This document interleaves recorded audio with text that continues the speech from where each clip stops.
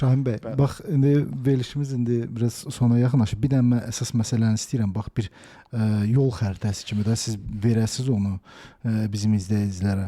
Baxın, siz mənə qəşəng izah elədiniz o ki, hibridin tərkibində nə qədər elektrik var, digərin tərkibində nə qədər kilovatla səhv eləmirəmsə deyirdiniz. Bax onu əgər mümkünsə izah eləyin, bizim izləyicilər üçün də aydın olsun. Başda izah edeyim.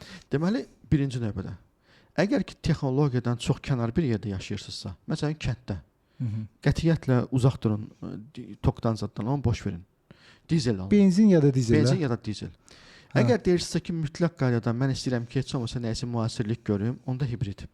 Və hibrid də nətər olmalıdır? Akkumulyator 2 kilovata qədər. Niyə? 2 kilovata qədər. Bəli, çünki biz onu sonradan pis ya da yaxşı dəyişə bilərik. Və onun xərci şiddətli deyil. Böyük deyil. Böyük deyil. Bu bir. İkincisi, əgər doğrudan da bayaq dediyim misalda arqumentlərlə, əsaslarla mənə doğrudan da sərfəlidir ki, elektrik istifadə edeyim. O zaman elektrikə gedə bilərsiniz, amma bir şərtlə. O şirkət hansı ki sizə o maşını satır, o şirkətdən çox bərk yapışın. O şirkət sizə tam dəstək verməlidir. Çünki elektrik maşın durduğu yerdə bir dənə blokdur, bir dənə nə bilim sadə bir şeydir. Xarab olanda onun nəticəsi çox ağır olur. Yəni elə bilməyin ki 500 min arxayın gedəcək. Yəni biz telefon alanda düşünürükmü ki bu 100% 7 il işləyəcək. Ola bilər aldığım gün sabahı ekran söndü. Olur, düzdür? olur. Və nə baş verir? Mənim əlimdəki alət məhv oldu, getdi. Bax, elektrik nəqliyyat vasitəsi belədir. Ümumiyyətlə elektrik nəqliyyat vasitəsi almaq istəyən ya bunu maddi cəhətdən əsaslandırmalıdır ki, bu sərfəlidir. Azərbaycanlı bunu eləyə bilmir. Eləyə bilmir. İkinci, bunu eləyəndən sonra tapmalıdır sağlam bir tədarükçü mənə maşını satanı. Bu da yoxdur Azərbaycanda. Mən ona görə qabağını kəsirim. Amma ümumiyyətlə elektrik nəqliyyat vasitəsi ilə Azərbaycan gələcək illərdə tanış olacaq mikro nəqliyyat vasitələrində. Mikro nəqliyyat vasitəsi nədir? Kiçik maşınlar, skuterlar, motosikletlər, 4 təkərli L6, L7 nəqliyyat vasitələri 4 nəfər rahat apara bilir, amma kiçikdir. Nəyə baş verir burada? Bir var ki biz 150 kilovatlıq akkumulyatorlu maşın alırıq. Bir də var biz 15 kilovatlıq akkumulyatorluq maşın alırıq. Vaxtımız olsaydı mən geniş danışardım ki, akkumulyator toku nətər yığır. Nə qədər deyə bilərsiniz. Deyə bilərəm. Verin oradan mənə çaşqamızı.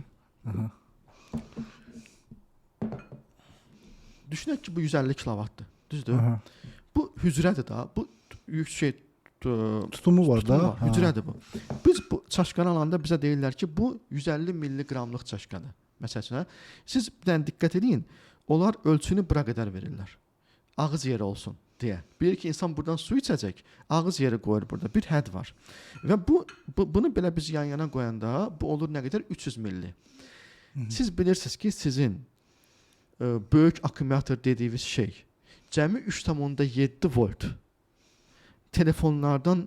telefonun şeyinə bənzər. Çünki onun da standart elədir. Lityum və 3,7 voltların yan-yana duruşlarıdır. Yəni, sən maşını nə qədər böyüdürsənsə, o qədər bu çaşqaların sayını artırırsan. Xəta payını yüksəldirsən. Bax, su tökəcək. Akkumulyatorları artırırıq. Bəli. Nə qədər gücləndirirsənsə, o qədər artırırsan. Mən Azərbaycanda akkumulyatorla işləyəndə 200 manat Hyundai'dan pul alıb deyən şərh yazanlar var.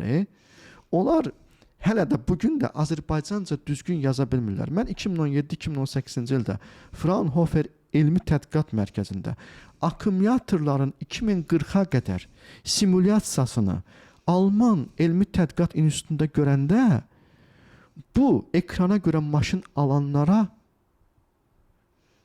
deyim ki, kaş ki kömək eləməyim, bəlaya düşsün deyərdim. Amma millət bəlaya düşür deyə mən onu eləmək istəmirəm. Baxın, bu nə qədər ki böyür, o qədər çox siz çox bəlaya raşot götürürsünüz. Nə qədər çox kiçikdir, pulun tez çıxarırsınız. Məsələn, evinizdə nə qədər çaşqa alırsınız? 10-12, 12 də maksimum. Düzdür? 24 maksimum, düzdür? Aha, bəli.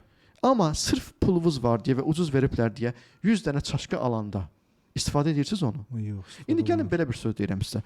Bu çaşqaların ömrü var, 7 il. 7 ildən sonra istifadə olunmasa belə partlayacaqlar. İstifadə eləmədin, xarab olur. Ayça olur. Deməli belə çıxır ki, mən bu akkumulyatorları millətə bölə bilərəm. Yəni 80 kilovatlığı 7 kilovatla eləyib 100 dənə maşın istehsal edə bilərəm. Hər biri 8 kilovatlıq. Ya da 80 kilovatlıq 10 dənə maşın istehsal edə bilərəm. Mən belə başa düşdüm ki, akkumulyator nə qədər çoxdursa, onun sonra Bəla o xidməti qədər də çoxdur. Bəla o qədər çoxdur. Hesablanmalıdır. Aa, Amma akkumulyator böyük olub mənim böyük işlərimi də görə bilər. Məsəl üçün yük maşını. 400 kW-lıq akkumulyator həm şəhərin ekologiyasını sağlamlaşdırır, həm də çatdırılmanı çox ucuz eləyir. Avtobuslar indi işləyir də, akkumulyator işləmir yoxsa? Avtobus məsələsi.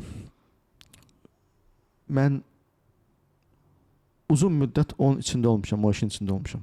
Avtobusda. Deyə bilərəm ki, tamamilə səhvdir. Yəni tokla işləmir indi. Yanlış seçim elədilər. Yəni ki, seçim yanlış. yanlış seçim elədilər. Əgər siz istəyirsinizsə ki, ekolojik təmiz və Azərbaycana uyğun maşın olsun, hamısını qazla eləməlidirlər. Qazla. 100%. Qaz təhlükəli deyil. Qaz təhlükəlidir ona görə ki, maşına düzgün baxa bilmirlər axı. Dizel ən təhlükəsizdir. Ekolojik normaya görə də arxasında çox gözəl filtrizasiya sistemi var. Dizel idi, hamısını dəyişdilər. Yox, nəyə görə dizel idi? Xarab idi axı.